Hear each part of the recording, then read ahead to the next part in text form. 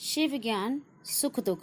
एक बार माता पार्वती ने भगवान शिव से कहा, प्रभु, मैंने पृथ्वी पर देखा है कि जो व्यक्ति पहले से ही दुखी है उसे ही और अधिक दुख प्राप्त होता है, और जो सुख में है उसे दुख नहीं प्राप्त होता।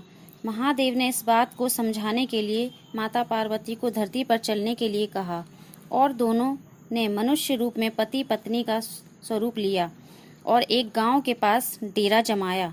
शाम के समय उन्होंने माता पार्वती से कहा, हम मनुष्य रूप में यहाँ आए हैं, इसलिए यहाँ के नियमों का पालन करते हुए हमें यहाँ भोजन करना होगा।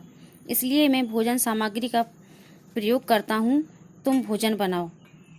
उनके जाते ही माता पार्वती रसोई में चूल्हे को बनाने के लिए बाहर से ईंटें लेने गईं और गांव में कुछ जर्जर हो चुके मकानों से ईंटें लाकर चूल्हा तैयार कर दिया। चूल्हा तैयार होते ही शिवजी वहां पर बिना कुछ लाए ही प्रकट हो गए। माता पार्वती ने उनसे कहा, आप तो कुछ लेकर नहीं आए, भोजन कैसे बनेगा? शिवजी बोले, पार्वती, अब तुम्हें इसकी आवश्यकता नहीं पड़ेगी। महादेव ने पार्वती से पूछा, तुम चूल्हा बनाने के लिए ये ईंटें कहाँ से लेकर आई? माता पार्वती ने कहा, इस गांव में बहुत से ऐसे भी घर हैं जिनका रखरखाव सही ढंग से नहीं हो रहा है। उनकी जर्जर हो चुकी दीवारों से मैं ईंटें निकाल कर ले आई। महादेव ने फिर कहा, जो घर पहले से जर्जर खराब थे, तुम्हें उन्हें और खराब कर दिया। तुम ईंटें उन सही घरों की दीवारों से भी तो ला सकती थी।